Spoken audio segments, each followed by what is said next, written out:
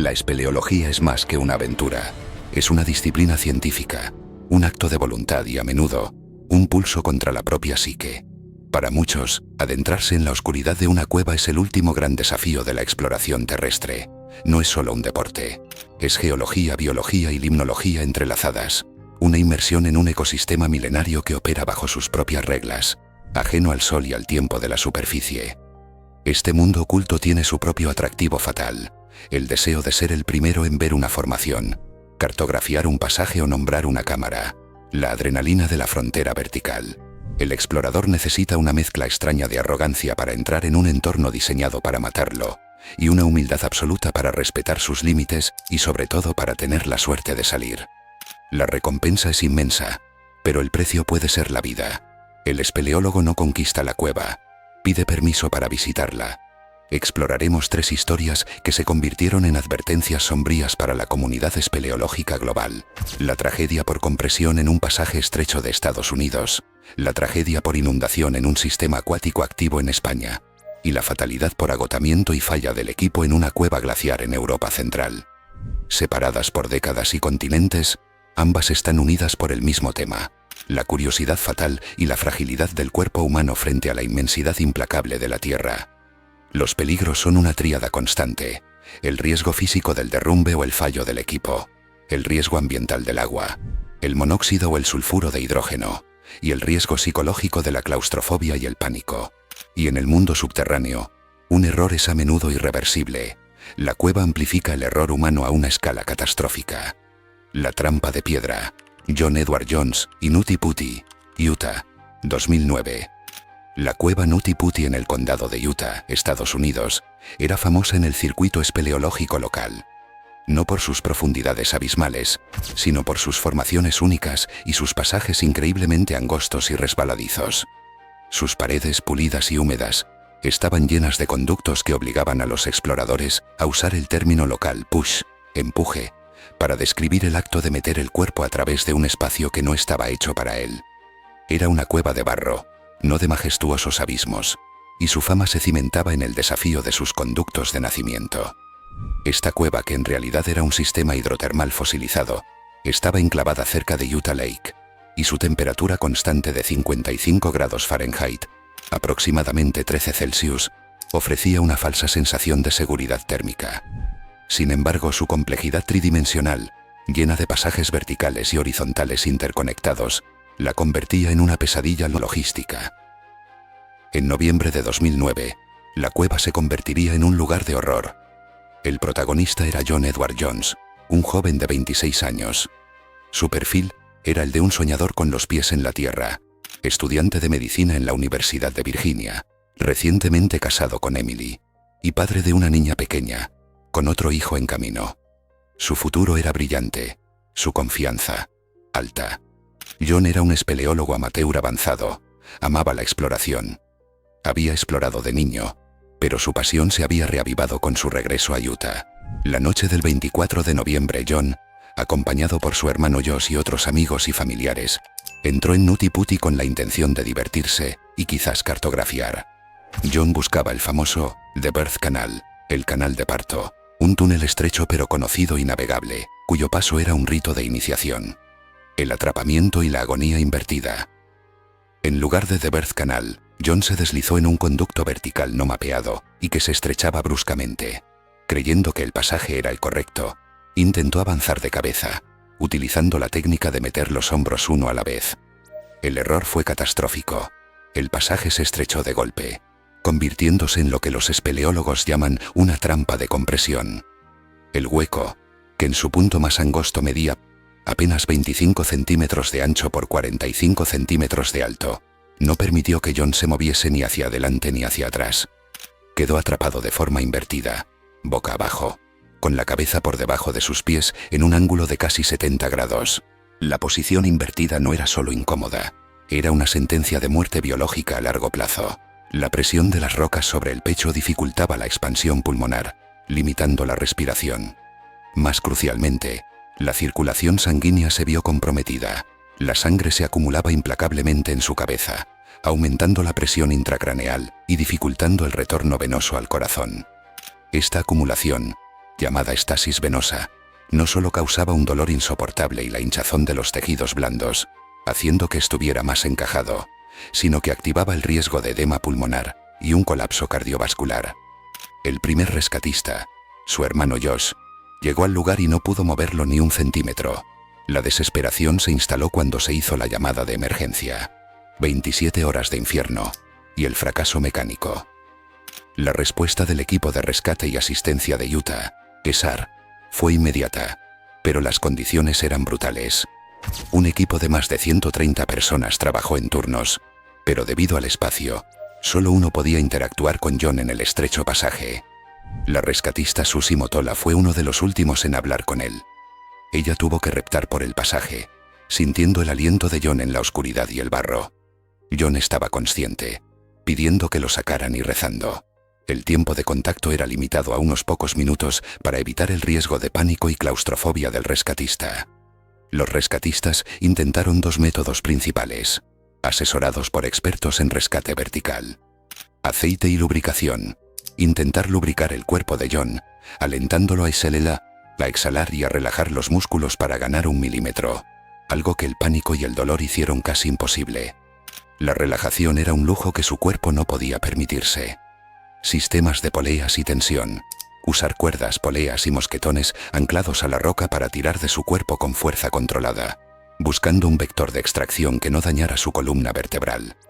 El momento más crítico llegó cuando el primer sistema de poleas y nudos se puso en acción. Lograron moverlo unos pocos metros, aproximadamente 3 metros.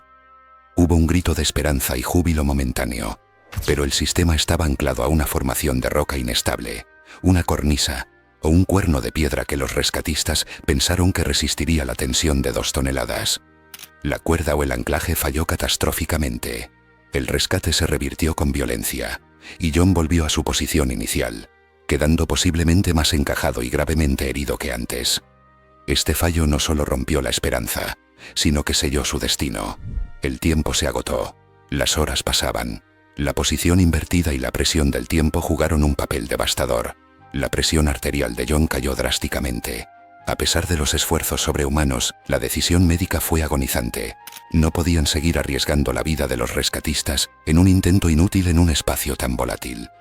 Aproximadamente a las 11:30 de la noche del 25 de noviembre de 2009, John Edward Jones fue declarado muerto por paro cardíaco y respiratorio, después de estar atrapado por más de 27 horas. La valentía de los rescatistas fue innegable, pero la cueva literalmente no dio espacio para el milagro. La autopsia virtual determinó que la causa final fue el edema pulmonar, una consecuencia directa de la estasis venosa prolongada. La comunidad de Utah y la espeleológica internacional quedaron conmocionadas. Se tomó una decisión de gran peso ético. El cuerpo de John no podía ser recuperado sin demoler la cueva y poner en peligro a otros rescatistas. En 2010, Noti Puti fue sellada permanentemente con cemento. El lugar de su muerte se convirtió en su tumba. Hoy, Noti Puti Cave es un monumento privado y un recordatorio sombrío de que incluso la confianza más preparada puede ser derrotada por un pequeño paso en falso. El caso impulsó un debate sobre la necesidad de regulaciones más estrictas y advertencias más claras sobre los peligros no evidentes en la espeleología recreativa, especialmente en los conductos de compresión. El legado de Noti Puti es la comprensión de que una pulgada de diferencia en un pasaje puede ser la diferencia entre la vida y la muerte. La tragedia de la Cueva del Gato, Málaga, 1976. Décadas antes, al otro lado del Atlántico, una tragedia de naturaleza totalmente diferente, pero igualmente devastadora, golpeó a la espeleología española.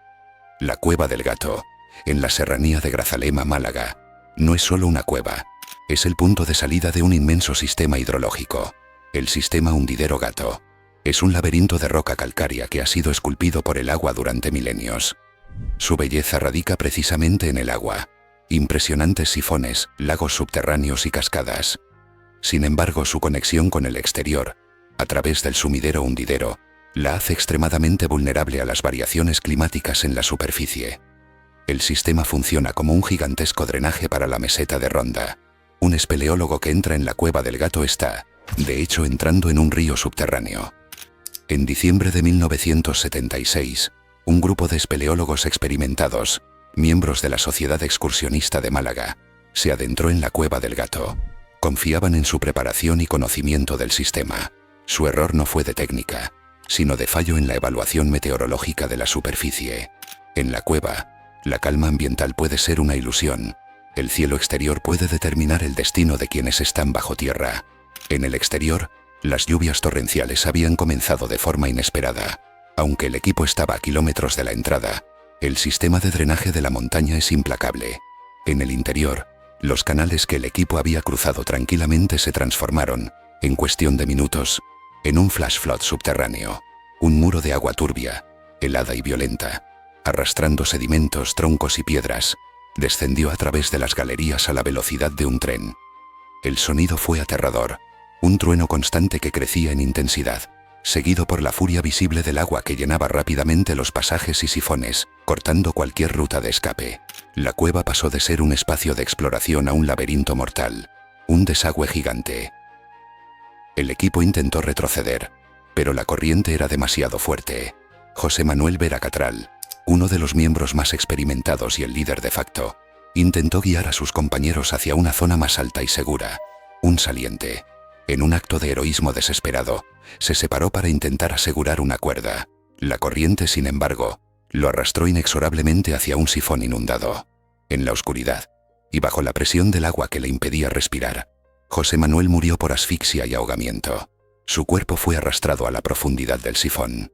Los demás miembros, por un acto de pura supervivencia y siguiendo las indicaciones desesperadas de José Manuel, lograron refugiarse en una cámara elevada conocida como el vivac, donde quedaron atrapados. No podían avanzar ni retroceder, y estaban rodeados por el rugido constante del agua que ahora ocupaba su única ruta de salida. Pasaron días de oscuridad total, frío extremo e hipotermia. La comida y el agua potable, ya que el agua del flash flood no era apta para beber, escaseaban. Pero lo más devastador fue la lucha mental contra la certeza de la muerte de su compañero y la posibilidad de su propio destino fatal si el nivel del agua volvía a subir.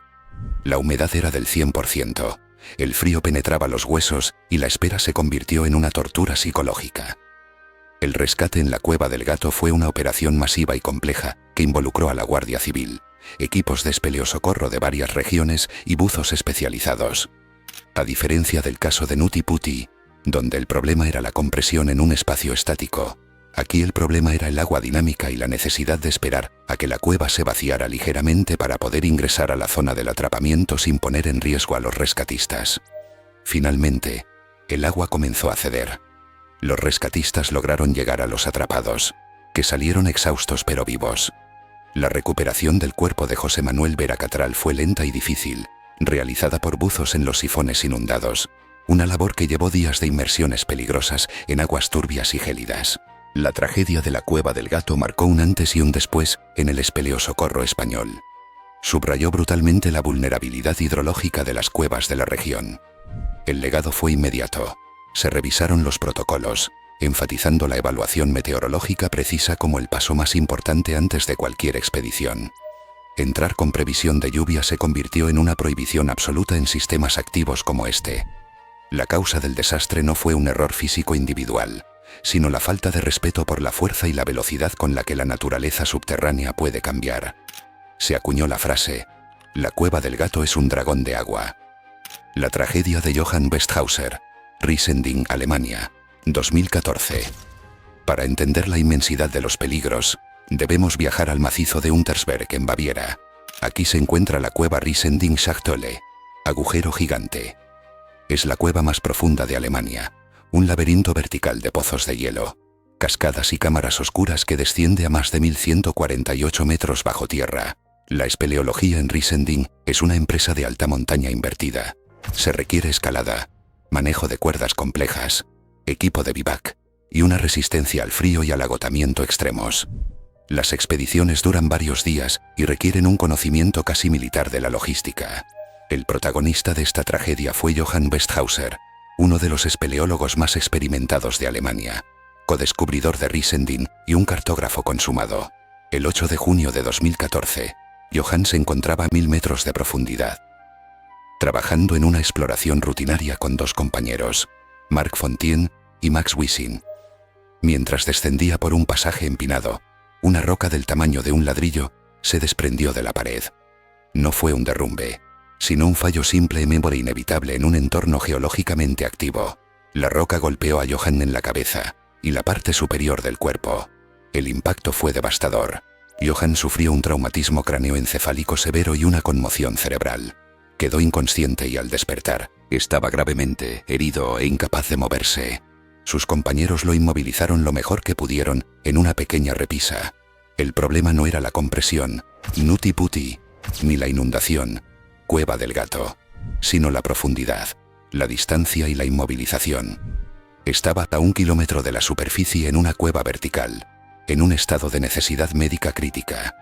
Max Wissing se quedó con el herido, mientras que Mark Fontaine comenzó una agotadora escalada en solitario de 10 horas para dar la alarma.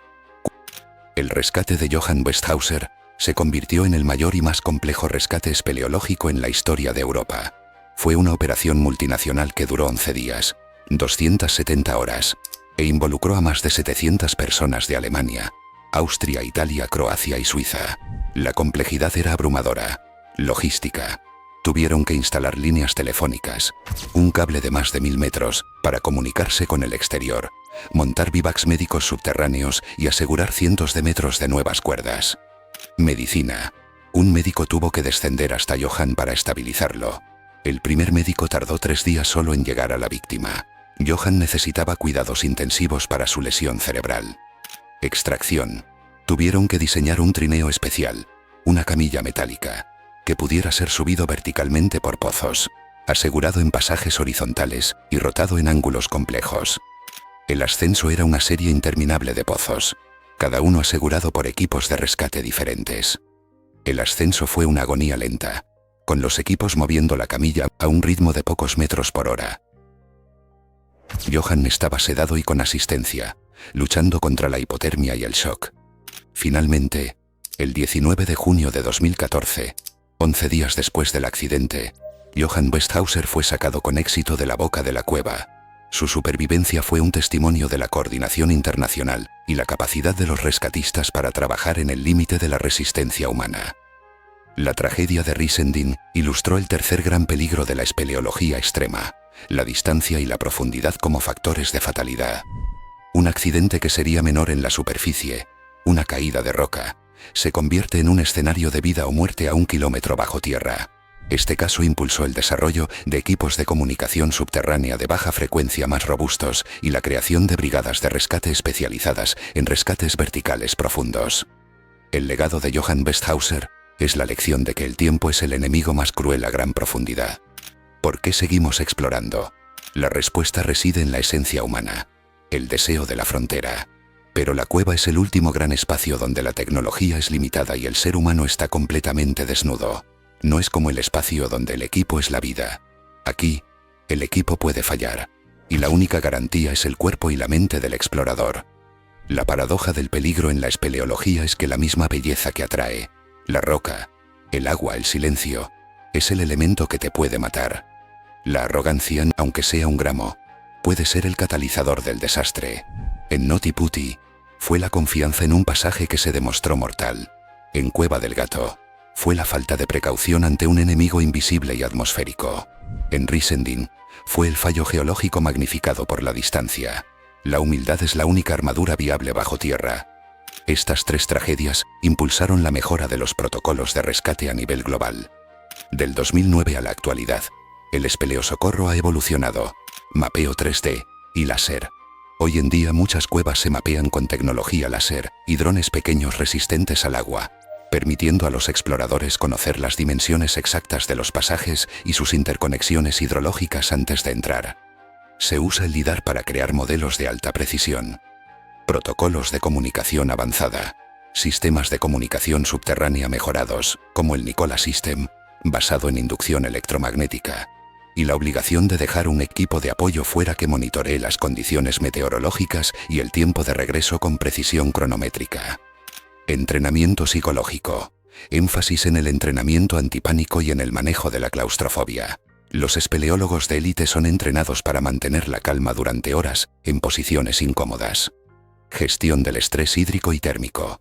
Los protocolos de inmersión en sistemas activos ahora exigen márgenes de seguridad climática mucho más amplios. Se usan sistemas de monitoreo de caudal en tiempo real. El caso de Nuti Puti se convirtió en un recurso educativo sobre los riesgos de la zona de compresión y los efectos biológicos de la postura invertida. La cueva del gato es un caso de estudio sobre peligros hidrológicos. Risending, por su parte, demostró los límites de la resistencia humana y el reto logístico de los rescates verticales profundos. John Edward Jones, José Manuel Vera Catral y Johann Westhauser, sus vidas se quedaron en la oscuridad, no por un acto de imprudencia temeraria, sino por un error de cálculos o un simple accidente que se magnificó exponencialmente por el entorno. El legado es esta enseñanza. La preparación es esencial, pero la humildad es vital. Cada paso en la oscuridad debe ser calculado, cada decisión meditada y cada riesgo evaluado. La cueva no perdona, la tragedia no distingue experiencia. Puede aparecer en cualquier momento y llevarse lo inesperado. La cueva siempre gana. El explorador solo tiene permiso temporal para visitarla, y debe estar listo para pagar el precio si el permiso es revocado. Hasta aquí hemos explorado 3 de las historias más impactantes y fatales en la historia de la espeleología. Si quieres conocer más casos escalofriantes, suscríbete y acompáñanos en nuestro próximo video, donde exploraremos los límites de la aventura humana y los riesgos que surgen cuando la curiosidad se enfrenta a lo desconocido. Mantén los ojos abiertos y la linterna encendida, porque en el mundo subterráneo, un solo paso en falso puede ser el último.